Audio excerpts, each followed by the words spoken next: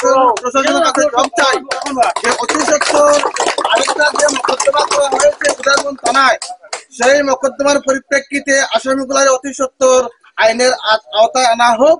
অন্যথায় আমরা যে এসপি মহাশয়ের নিকট দ্বারস্থ হইব, এসপি মহাশয়ের নিকট গিয়ে আমরা আবেদন জানাইমু এবং ধর্ণাও দিতে বাধ্য হইব গণতান্ত্রিক পদ্ধতিতে।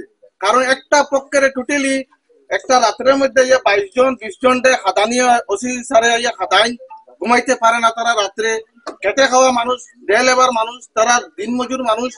আজকে তোমাদের উপরে এফআইআর হয়েছে হইয়া তারা যে নির্যাতন করার ঘরে ঘরে ঢুকিয়া আজকে একজনে দুষ করছে গোটা গ্রাম রে খাদানিও। এটা এই যে ষড়যন্ত্রমূলক ভাবে এফআইআর করা হয়েছে। ঘটনাকারী যারা আক্রান্ত হয়েছে তারা মেডিকেল রয়েছে, তারা ঘটনাস্থলে রয়েছে, আর অন্য 12টি মানুষ থানার ঢুকিয়া এফআইআর করে। যার কারণে অতি সত্বর যে আরেকটা মোকদ্দমা হয়েছে, এই মোকদ্দমার আসামি একজনও ধরা হয়েছে না।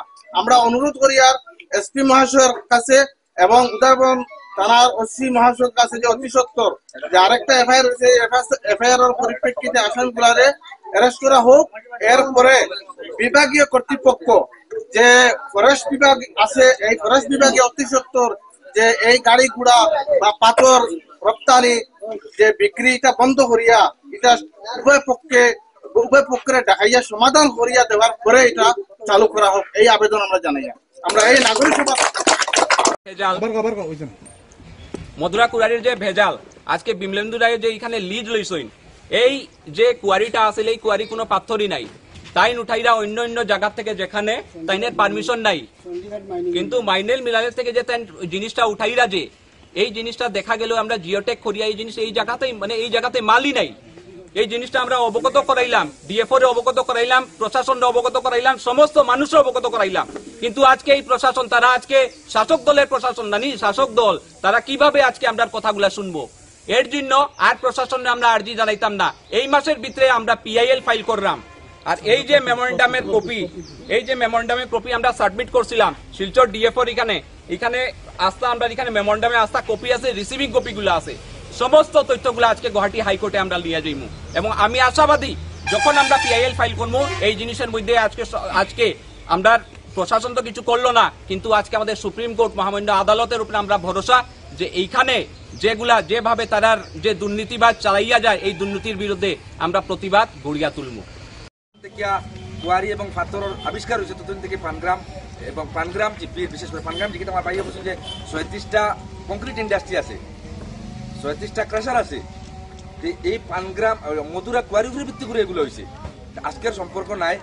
আজকের দিনে 3-4টা উশৃঙ্খল যুবক যারা সাম্প্রদায়িকরণ করেন নিজের, যে এই ছেলেটায় তার নাম কিতা আছিল হে কইছে না না না না এই যে এখানে একটু আগে আইছিল যে তার নাম রোহিত ছেলে, তারে মারা হয়েছে, তারে থ্রেটেনিং দেওয়া হয়েছে। আপনারা সবে দেখছেন, আপনার মোবাইলে ক্যাপচার করছেন, তারে থ্রেটেনিং করিয়া কোয়া হয়েছে যে তোরে খাটিয়া পিস পিস করমু করিয়া লাশ ফেলাই দিমু। তারে এটা খেয়ে কইছে এই যারা মানুষ যারা যে জয় শ্রীরাম কইছে তারাও কইছে, কিন্তু তারাও কইছে তারে খাটিয়া ইয়ে করে দিলাম।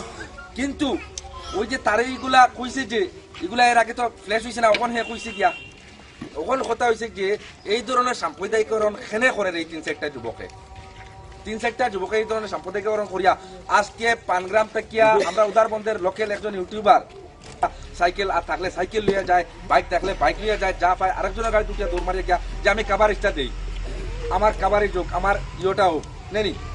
আমার ভাই উদারবন্দর সবল সুপরিচিত মহিম ভাই গেছে, তার উপরে অ্যাটাক হয়েছে, আজকে তারে যদি মুসলিম সাংবাদিক বলিয়া তুমি টার্গেট করছো, এরকম এখানে আজকে যতজন আসুন কেউ জাত দেখিয়া সাংবাদিক কইছে না দাদা, কিন্তু আজকে এই জায়গার মানুষগুলার মানসিকতা এত জঘন্য হইতে মানে খারাপ লাগে, এত জঘন্য মানসিকতা।